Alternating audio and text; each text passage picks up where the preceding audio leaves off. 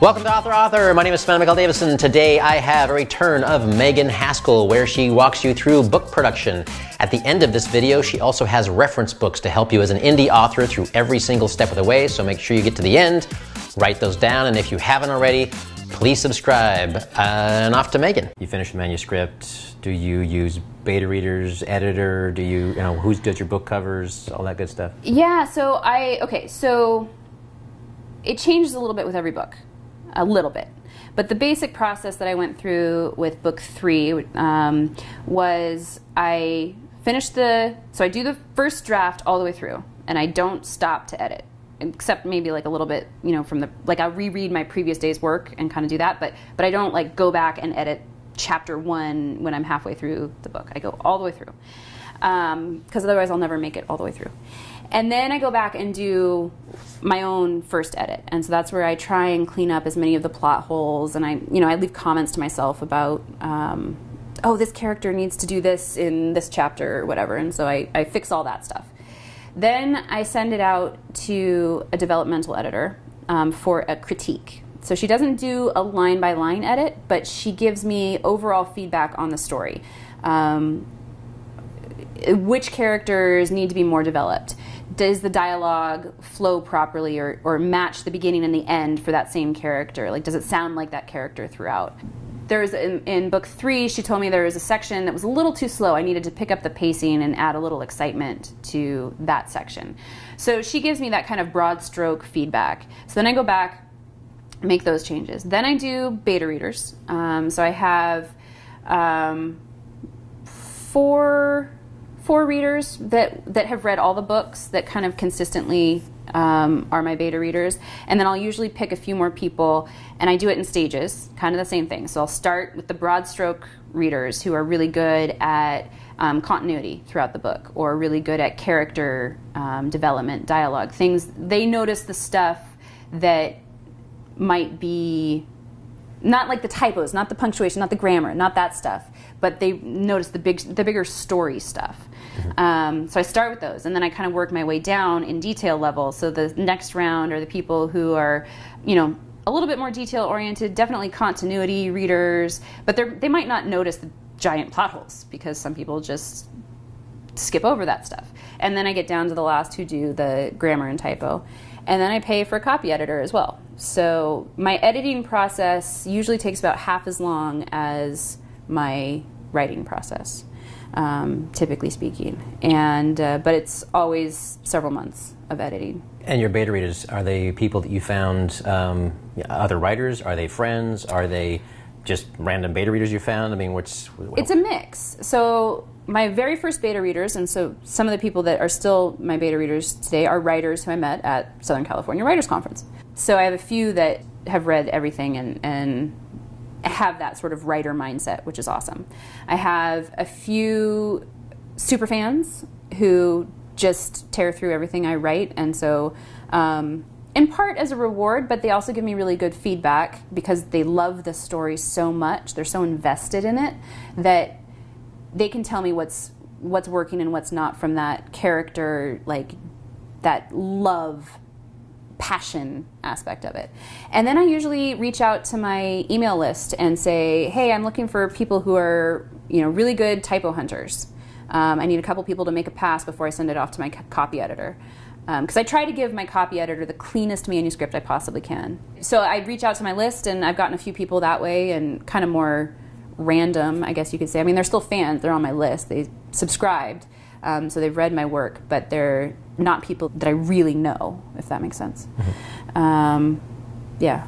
And then I have the other thing that I do like to share, too, is that for my beta readers, I have a questionnaire. It's about 34 questions, I think, at this point, but to help guide them so that they know, especially for the non-writers, I say, okay, where did you first stop reading and why? Because if it's just, oh, well, I had to go do the dishes, then, that's not really what I'm looking for. I'm looking for, well, they put it down because they lost interest. So where did you first stop? Did you notice any inconsistencies in the character? Did the character sound the same? Who did you identify with the most? Who did you identify with the least? All of these questions that just kind of help them think about the book perhaps in a slightly different way, so that I'm getting the information I need, and it's not just, oh, well, it was really good, because that's not helpful. You know, I actually need criticism, and as painful as it is sometimes, that's the only way to make the book better. So it helps, I think, get that level of feedback out of some people that aren't trained to provide that kind of criticism. Yeah, makes sense. So you've gone to the copy editor. At this point, your manuscript's now done. Yeah, so the manuscript's done. So somewhere in that editing stage, usually, I hire my cover designer, and my covers are designed by Deranged Doctor Design, and they are awesome.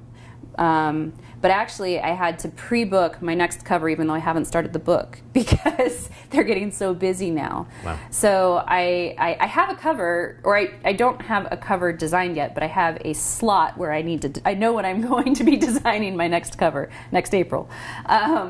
So somewhere in that, because the cover design isn't really dependent on anything else except maybe knowing your title and the basic elements that you want on the cover. So that can kind of happen whenever. So I get that done somewhere in there. Before you go on, how'd you find them, and then how much are you involved in the creative direction, and what do you have to give them? Do you have to give them a sample chapter, or you just say, this is the pitch, go for it? I'm just kind of curious about that. Yeah, so Deranged Doctor, they have a very, well, maybe not very formalized, but they have a formalized process. So they send you this questionnaire that has, they want your character description, they want your setting description, they want a synopsis of the novel, like in, 3-act structure kind of a thing. They want, do you have any specific colors that you would like to see on the cover, or what design elements do you have in your head? So it's several pages long questionnaire that you fill out, and then they take that, and what they do is they do a first pass design, and if you like it, then they'll tweak it until it's exactly right, and if you don't, they'll start over. I've never had to have them start over, so they're very good about, they know the genres. Like if you go to their website, their portfolio is massive, and there are several designers that actually work for the company, but they know the specific genres and what the targets are, and you can tell that they're very professional covers. The way I found them, I think I was just Google searching, and book cover design, and I was looking through all sorts of different portfolios. I actually had my very first cover for book 1 was not the cover that's available now. I had hired a woman who I think was, kind of just starting out, but she was a little bit less expensive, but I really liked her work, and she designed a beautiful cover. I actually still love the cover. I have a huge poster on my wall in my husband's office, or our rec room, that's the original cover. But it wasn't targeted to the genre enough. It had a feeling of romance to it, which my books really don't have. They have a little bit of romance to them, but they're not romance novels. And so over a year ago now, I decided I needed to redesign the covers to target the sort of action-adventure, strong female protagonist niche. So I did the Google search, and I looked at, the other way to do it too, and I think I did some of this at the time, was to look at the covers on Amazon that you like, and then find out who did those covers. But I looked through at least a dozen, probably 2 dozen cover designers' online portfolios, and tried to figure out what I was looking for, the feeling that I was looking for, and then also cost. There was one cover designer that I actually reached out to, would do beautiful custom covers, fully custom covers, not stock photography. So she would hire the photographer, they would come in, they'd find a model, they'd do the shoot, and then she would create the image of the cover, and then you had to hire a separate typographer to actually put your title and everything on the image. And I'm seeing the dollar signs. Yeah, exactly. It was maybe like $1,200 or something like that, and I couldn't afford that. I still can't afford that. So it's finding that happy medium between what you can afford and what looks professional and what you like and what meets your genre target. But I like I said, I love Deranged Doctor. I think they do fantastic work, and they're easy to work with too. If you don't like the first design, do you have to pay twice as much again, or they guarantee like 3 looks, or what they don't. I'm actually, because I've never, fully sent back a cover. I mean, I've made changes. I even changed the model's pose on one of them. Because I've never done that, I don't know exactly what their process is, but I do know that you don't pay it until you like the cover. So if you don't like their first one and want them to completely redo it, they might have to start pushing you back because of timeline issues, but they're not going to charge you more at the back end. You don't pay until you're happy with it. Okay. So, yeah. Wow. Yeah. Nailing the first try is pretty incredible. It's impressive. Yeah. Well, and what's interesting is that they really nailed it with the first book. Like, I love the new cover. It has this kind of sense of action, and she's sort of walking with her head down. It's a very powerful image, I think. The second cover, honestly, I wasn't thrilled with the model's pose because it felt a little bit more static. It felt more posed, like she's just standing there, holding knives. But they sent me the link to all the poses that model had done. Really, there were only 4 or 5 that would fit my requirements. They had done the best possible job with the cover, with the model, with the design that they had. And it's still a good cover. I wanted a little bit more action to it. But because I'm not a visual artist, it's hard for me to describe what I'm looking for. And like I said, like they did the best possible job they could with the stock photography that they had, with the images that they had, and it fits the branding. Like, you look at the series as a whole and you can tell it's a series. Yeah. And I love that. And they did a great job with the branding and everything. So I guess my point is just that sometimes you have to trust the designer and realize that you don't always know what's best, and you don't always know all the variables that are going into the design and what they have to work with. So I can hear designers cheering on the other side. They're happy to hear that. I hope so, because it's true. Like, especially as an indie author, like, you have this image in your head, and of course you could find somebody to do that exact image, but is that image what's best for your book, what's best for your product, what's best for the market? Is that going to actually attract the readers that you want? And with my very, very first cover, it didn't. I was getting romance readers, and they weren't happy because it wasn't a traditional romance. And so I learned a very valuable lesson from that that was the image I had in my head, and she did a wonderful job. It's a beautiful cover, but it wasn't right for the market. And then interior design, who does that for you? I do my own, actually. So I write in Scrivener. And I spent probably 2 or 3 weeks it took, I don't know, maybe it didn't take that long, but it felt like it, to figure out how to compile in Scrivener and get the output that I wanted. Let me put it this way. Like, if you were to go pick up a hardcover Sarah J. Maas, who writes dark fantasy as well, one of her books at Target, and you open it up, it's got beautiful filigrees, and it's just really just beautiful. Mine aren't beautiful, but you're not going to notice the formatting. They are professionally done. They achieve my goal, which is to have a seamless reading experience. You're not going to notice the formatting, which in some cases I personally believe is better than having a beautifully formatted interior, because the reader can get lost in the story instead of looking at the pretty filigrees at the top of the page. So that being said, that is one way that I saved costs. Was I did the formatting myself, and I spent the time it took to learn how to do that. And of course, now there are other products out there, and I played around with them, but I haven't used them in the actual final product. But like, there's Vellum, which does both print and ebook formatting now. Very, kind of template style. You plug and play sort of program. And so I recommend, like, for people who are looking for formatters and want to do it themselves, Scrivener, you can do it. There's a learning curve, but you can do it.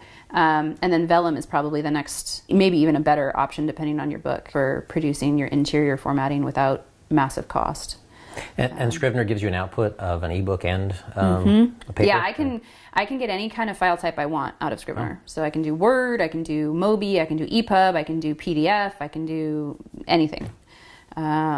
So yeah, I love Scrivener. If you don't write in Scrivener, you need to be writing in Scrivener. It just makes life easier once you learn it.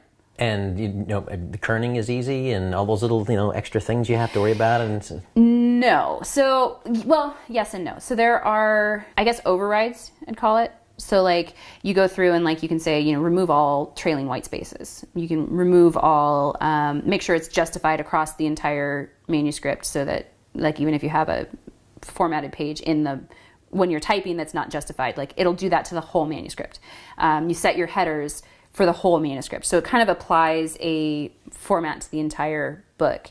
And then you do have to kind of go in and double check and make sure you don't have widows and orphans and that nothing looks strange. And if it does, you kind of have to tweak it until you get it right. But it's not as like if what's the one that the professionals use? InDesign. Adobe. Yeah, InDesign. It's not as tweakable as InDesign. You can't like go, okay, I just need a half a point on this page, a half a point smaller font or whatever. Like you can't do that. That being said, the nonfiction that I recently wrote, we did hire a formatter because I knew I would not be able to produce a book with the tables, and we have breakout boxes and some different design elements that I couldn't do in Scrivener, and since I don't know InDesign, I didn't want to attempt that on my own. So we did hire a formatter for that.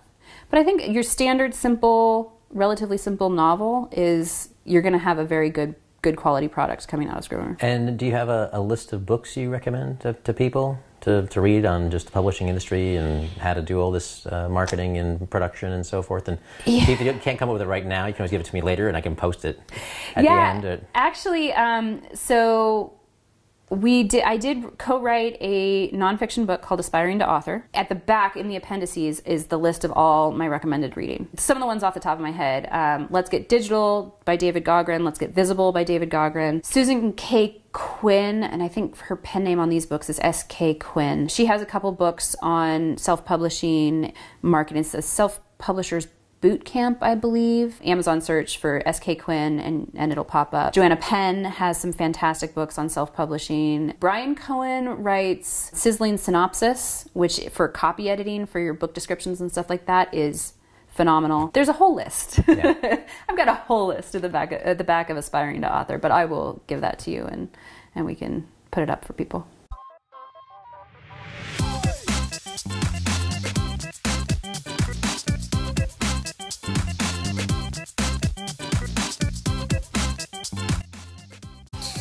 Please subscribe so my dad can make more videos like this.